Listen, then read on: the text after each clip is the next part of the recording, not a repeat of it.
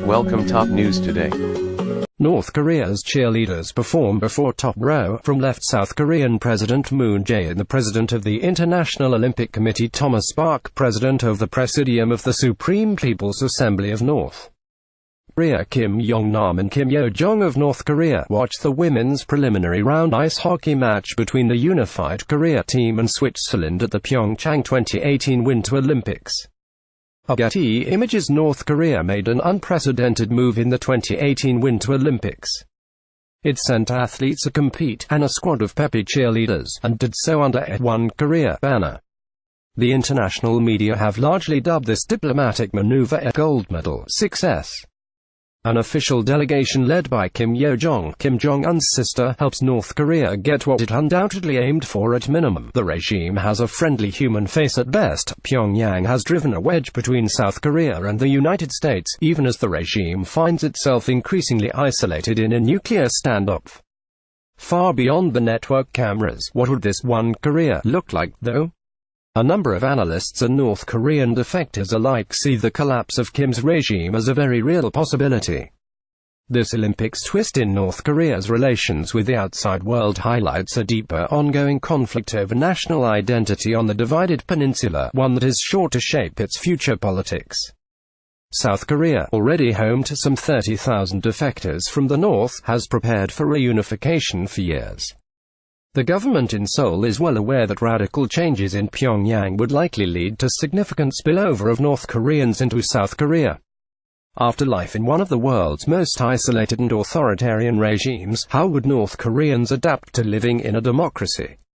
Could they become good Democrats who fulfill the roles expected of the democratic citizen? New data suggests national identity matters in new research based on a survey of North Korean defectors. I asked these defectors whether they feel a sense of responsibility to vote, the quintessential role of the democratic citizen. I discovered that national identity, specifically connational identification with South Koreans, is an important factor in whether North Koreans feel this democratic duty. Many academics still view Korea as an ethnically homogeneous nation. But when you ask North Koreans who have come over to South Korea, there is a great deal of variation in how much they feel that oneness. Feelings of national belonging matter for how defectors approach democratic citizenship for the first time. In fact, I find that they matter far more than factors like satisfaction with resettlement aid or fair treatment by the state. Strongly identifying with one Korean nation versus only weakly turns out to be the difference between a North Korean who feels a duty to vote versus one who does not, controlling for key background characteristics. And while the duty to vote is a small sliver of what it means to be a democratic citizen, a healthy democracy depends on this type of political spirit. The unexpected way national unity helps democracy. Why do feelings of national unity matter? Probably not in the way most would expect. In follow-up work based on lengthy interviews with defectors, I find a counterintuitive story.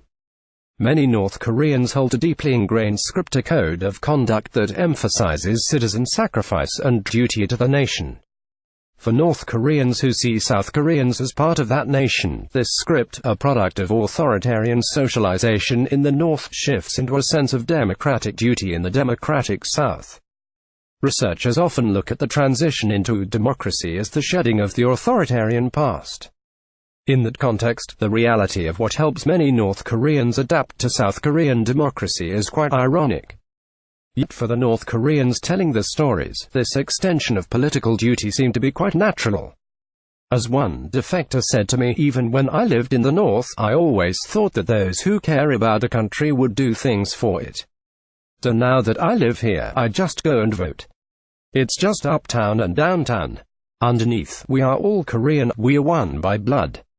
Pyongyang and the peninsula. It's not clear South Koreans would agree. In this light, the real news of the 2018 Winter Olympics is not really North Korea's move, but South Korea's deeply divided response. Many South Koreans have warmly, if nervously, welcomed the North Koreans. But some feel that Seoul has been too accommodating, especially at a cost to some of its own athletes. Protesters held signs that asked Pyeongchang or Pyongyang Olympics. This sentiment is particularly widespread among South Korean youth, who no longer feel the same kind of national unity with North Koreans as their grandparents did. Fewer than 1 in 5 South Koreans in the 20s now support unification, and only a third see shared ethnicity as an important reason for it. Yet they are the ones who will have to carry the torch into negotiating Korea's complicated future. Unification may bring economic benefits in the long run, but it is likely to come at a high political cost to democracy. Behind the images of North Korean cheerleaders and the united flag in the 2018 Winter Olympics, there is a growing identity divide on the Korean peninsula, and a different kind of North Korea problem. How North and South Koreans come to see each other as one of us or them is going to matter a great deal in whether and how democracy ultimately shakes out on the peninsula. Aram Her is a postdoctoral fellow at New York University who studies comparative political behavior and East Asian politics.